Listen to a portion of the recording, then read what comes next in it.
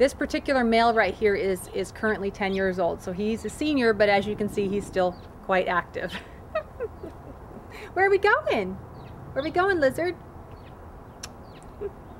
I would definitely recommend bearded dragons if you're thinking of getting a reptile for the first time. They are a great beginning reptile pet, but as with all animals, lifetime commitment, please.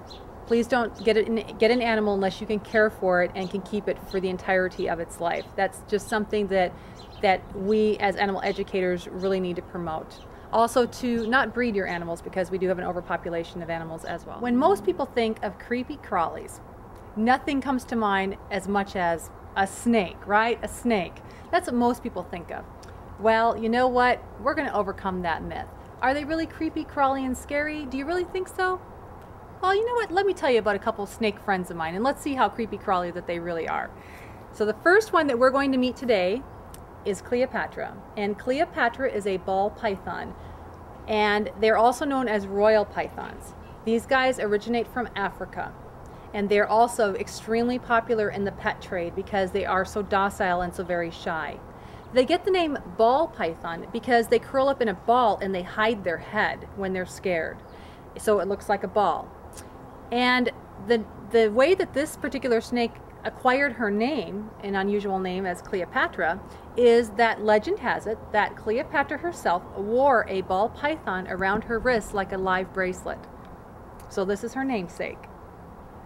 Ball pythons make great pets for beginning snake enthusiasts.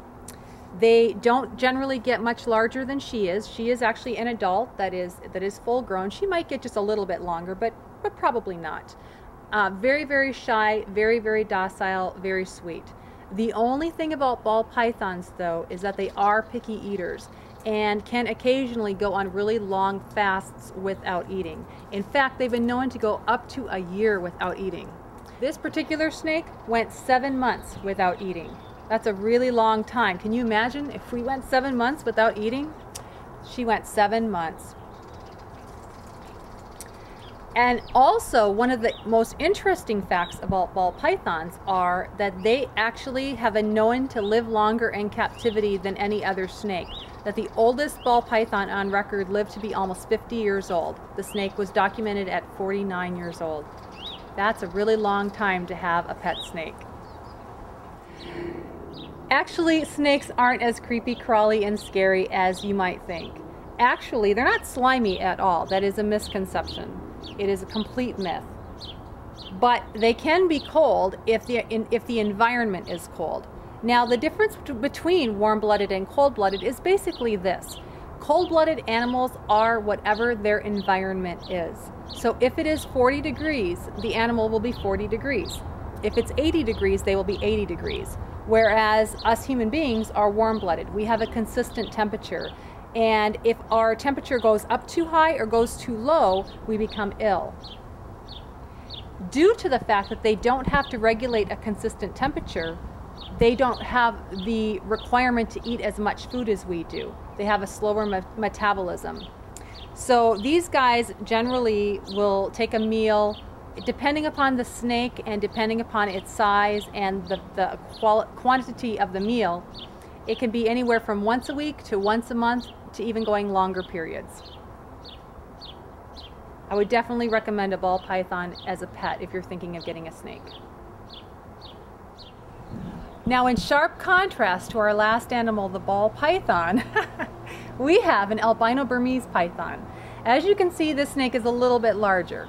Now, a Burmese python is not an animal that I would recommend for anyone that is just getting started working with snakes, because clearly they need more care, as you can see. This is a female. She's about 14 feet long and about 75 pounds. She is going to get to be 20 feet long and up to 200 pounds. Males don't get to be quite as big. Males generally only get to be about 15 feet, but you can see she's a very heavy-bodied big girl. They're actually considered one of the heavy-bodiedest, largest snakes.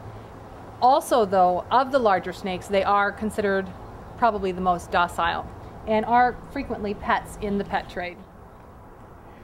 As you can see, this type of snake can get really heavy really fast. So we're on the ground now.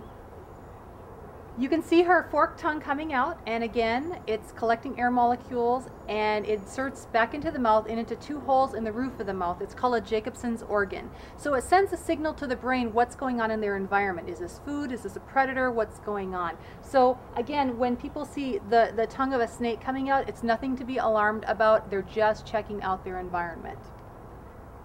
These guys don't have arms and legs, as we can see, so the only thing that they have to hold on to something is their muscles. So when you are holding a large snake like this, you want to make them feel secure, because basically you are their tree. And if I'm moving around a lot and making them feel insecure, like they're going to fall, they're going to tighten down. So again, that's just basic psychology with understanding the animal that you are working with. Albino Burmese pythons actually were discovered in the 1970s. The first one was born and brought into captivity, and actually an animal trader bought the animal for, I believe, $75,000. It was a huge amount of money, and began to breed it with other Burmese for that mutant gene. And by the 1980s, these animals were all over the pet trade. In the wild, albinos would not live very long, obviously, because they have no camouflage for the jungle. They would stand out and they would be eaten as a hatchling.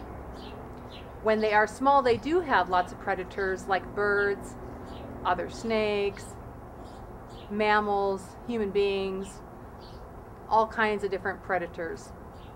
But when they get to be this size, obviously the predator list grows much shorter. Although at this size, man is a huge predator of these types of animals, because these snakes oftentimes are killed for their skins. The skin looks better on the snake, don't you think? Hi, it's Rachel, and here we are on location in the high desert of California with Tracy Brehm-Alden. Tracy is the owner and operator of the Venomous Snake Research Center here in the high desert.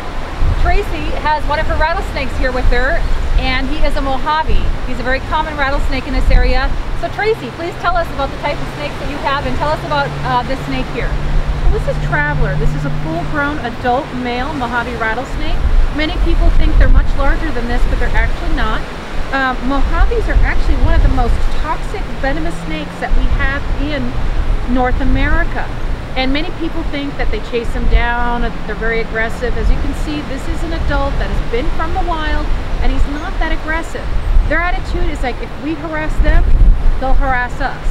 And it's more of a defense tactic and less of an offense tactic. So Tracy, tell us about the hook that you're holding the snake here with. Well, you'll see me using different types of equipment today while working with these different snakes. I'm keeping my distance from them. I'm not going to free handle, which means place the snake in my hand. These are not surgically altered reptiles. We have left them the way that nature intended. And with that in mind, we have to use special equipment. This actual hook prevents them from moving too close to my face and my arms, while also giving them a natural area to hook onto. Otherwise, they often feel like they're pinched, or they're being held or attacked by a predator if I were to use other equipment on them. Tracy, thank you so much for sharing all of this wonderful knowledge about rattlesnakes. Isn't that great? And so Tracy, if everybody wants to check out your website, where do they go to? That would be V Snake R Center. And remember, don't try this at home. This is for trained professionals. That's right. All right, thank you so much, Tracy, for joining us. And thank you for having me. Awesome. Teaching relevance of all animals in the ecosystem is our mission, and I need your help to do that. Through education, we spread the word of compassion, and we live more harmonious with our animal friends on this planet, and that's a win-win for everybody. I want to thank my special guest, Tracy Brehm-Alden, and the Venomous Snake Research Center for their participation today and for sharing their knowledge of rattlesnakes. Thank you so much, and I hope that you have learned a little appreciation for our creepy crawly friends at Critter Education. My name is Rachel, and I'm an animal educator. Come join me next time.